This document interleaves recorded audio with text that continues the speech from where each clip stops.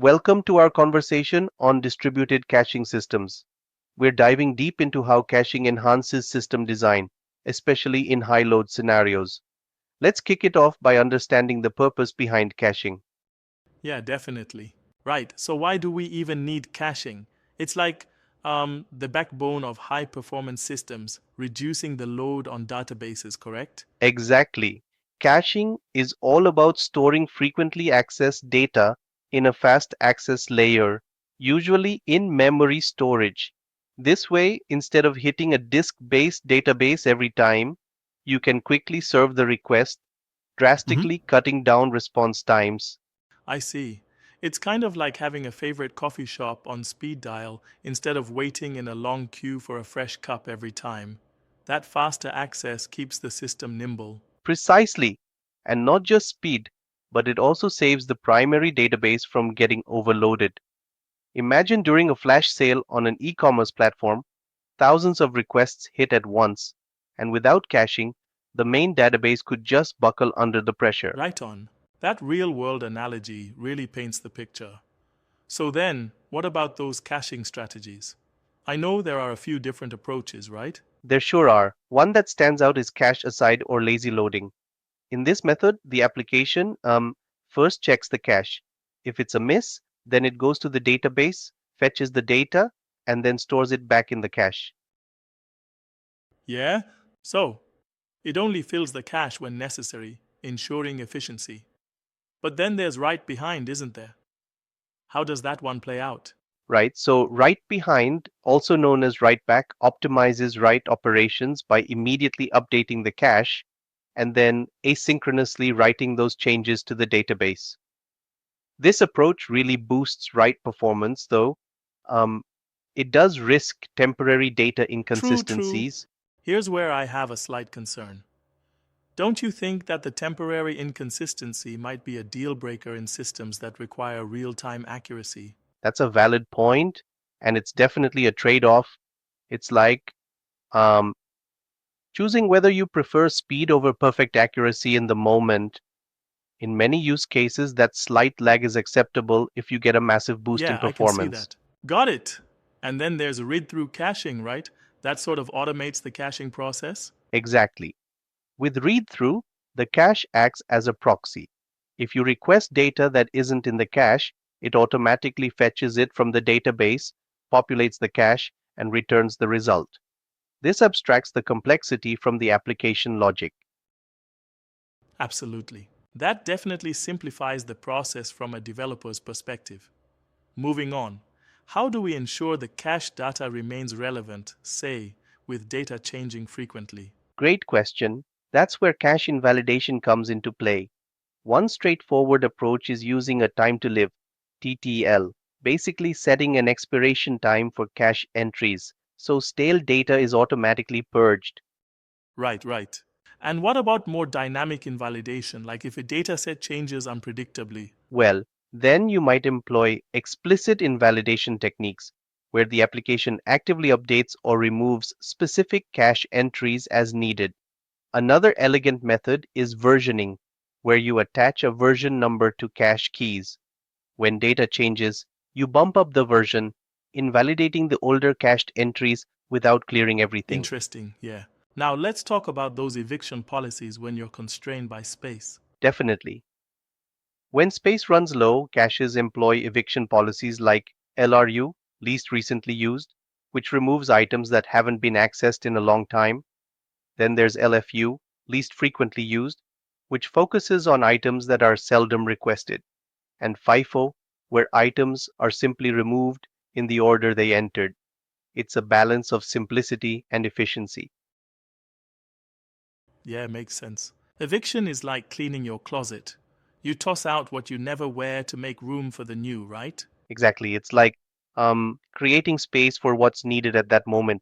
Now, speaking of high demand, ever heard of cache stampede? Ah, yes. That dreaded moment when many requests simultaneously miss the cache and bombard the database. How do we handle that? Good one. To mitigate cache stampede, you can use mutex locks to ensure that only one process repopulates a missing cache entry. Another clever technique is request coalescing. where several similar requests are funneled into a single data fetch. And then there's the stale while revalidate strategy, where you serve slightly outdated data while updating the cache in the background. Very cool. Now let's pivot to distributed caching systems. I know Redis and Memcached are major players here. Exactly right. Redis offers a broad range of rich data structures like strings, lists, sets, sorted sets, and functionalities such as pub, sub messaging, and persistence options. It's perfect for scenarios that require complex caching logic. Yeah, I've heard that. On the other hand, Memcached is the streamlined option. It's a high-performance key-value store, ideal for simple ephemeral storage without the overhead of persistence.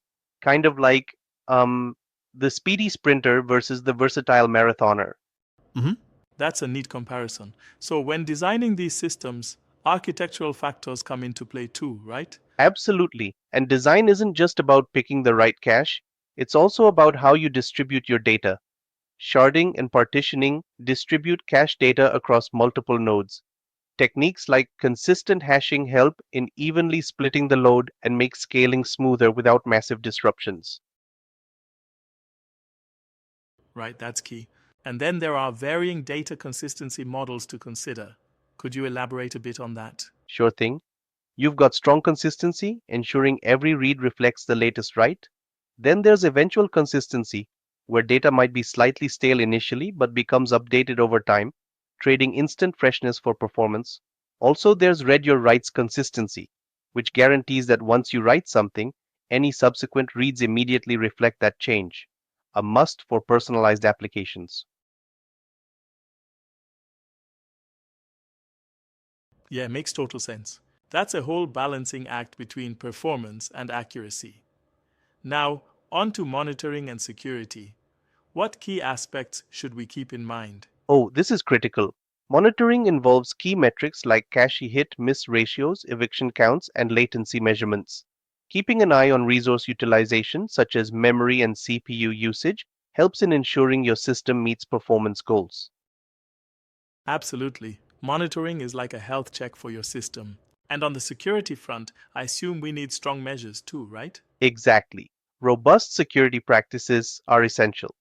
This includes authentication and authorization to restrict access, encryption of data both at rest and in transit, and network security measures like firewalls and VPNs. All of these guard the caching infrastructure against potential breaches or misuses. Right, that's very important. It's amazing how every piece of the puzzle has its own intricate details, huh? Definitely, it's all interconnected. The strategies we choose, the invalidation techniques, the eviction policies, even how we monitor and secure the system, they all influence the overall performance and resilience of your design. Yeah, and it's like building a fortress piece by piece. I also like how all these considerations feed into the bigger picture. For instance, during a system design interview, discussing trade offs is as important as knowing the right answer. Exactly.